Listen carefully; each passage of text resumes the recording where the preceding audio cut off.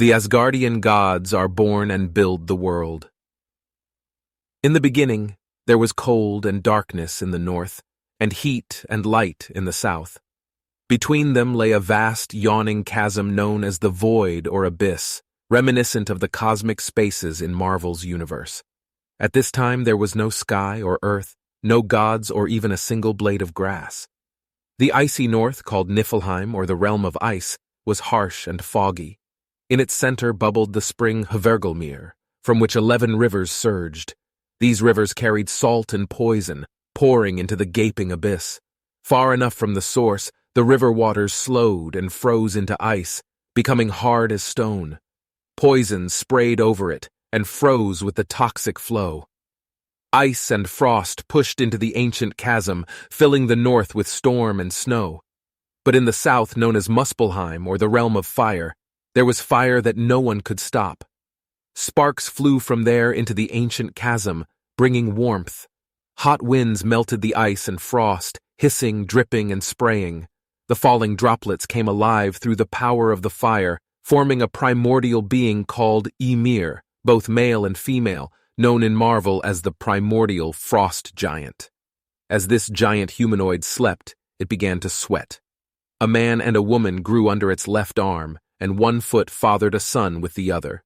From these offspring came all the giants, including the frost giants and the violent mountain giants. In the heat of Muspelheim, the ice continued to thaw. From the melting droplets emerged a cow called Audumla, hornless and abundant in milk. 4 streams flowed from its udder, nourishing Ymir, who grew to an immense size. In Marvel's lore, this character does not exist, but for our purposes, let's refer to it as the primordial cow.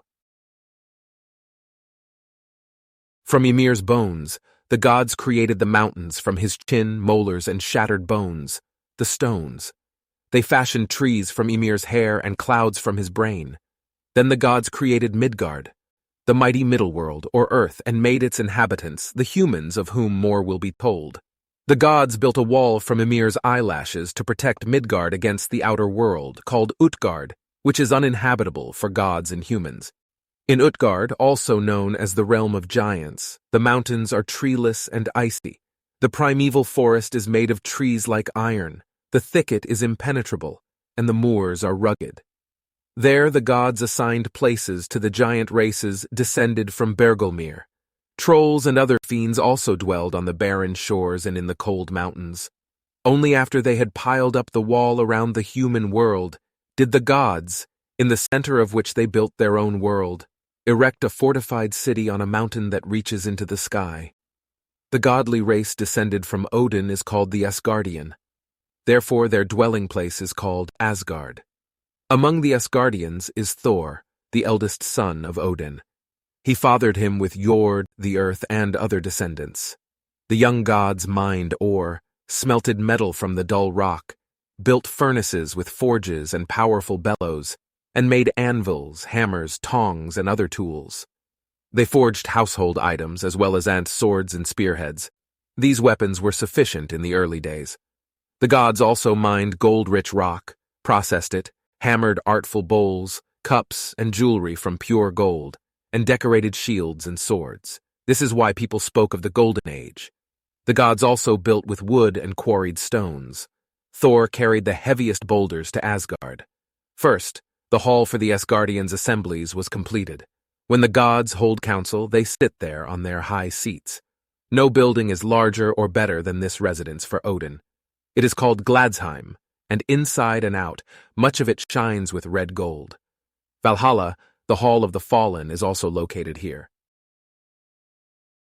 A separate hall was built and richly adorned with gold and silver for the goddesses. Dwellings were also built for Odin's sons, Thor's being called Thrudheim. The highest residence in Asgard has the strongest walls and is protected against any fire. The Asgardian gods had created Midgard, Utgard, and Asgard, and considered the 3 worlds eternal. They had also built the mighty Asgardian bridge, connecting the gods' stronghold with the world of humans. This bridge is called Bifrost, blazing in fiery red to ward off mountain giants, shimmering in many colors and known as the rainbow. Bifrost is made with more wisdom and skill than any other creation, but it will break when enemies attack. When the sun shines during rain, Bifrost becomes visible, built in the sky from 1,000 times 1,000 sparkling stones. Heimdall, the guardian at the Asgardian bridge, shines brightly. He lives in the city of Himinbjorg on the edge of the god's stronghold, has teeth of gold, rides the horse Goldtop, and his gleaming sword shines over the worlds.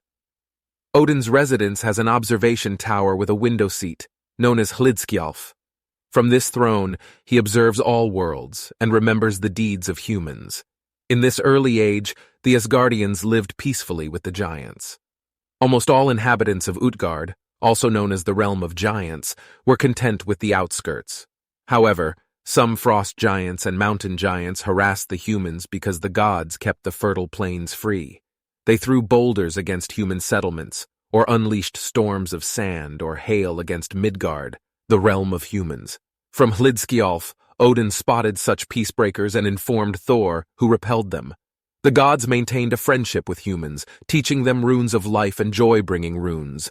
The faces of the gods and humans shone with happiness. In Midgard, the fields yielded such abundant harvests that some people burst their bellies from excessive eating. Odin tamed the ravens Hugin and Munin, who are unique to Norse mythology, and taught them to speak wisely. Every morning they flew into the worlds and returned in the evening, perching on Odin's shoulders and whispering news into his ear. Odin ensured that besides his wife Frigg, no one entered Hlidskjalf. It was said other gods lacked the wisdom to interpret all they observed or would be confused by the sights. A story illustrating this will be told soon. From his high seat, Odin also observed the second race of gods, the Vanir, in Vanaheim. Nothing is known of their origin. The Vanir lived more prosperously than the Asgardians, and the ravens, Hugin and Munin, whispered to Odin that the Vanir had more and purer gold than the Asgardians.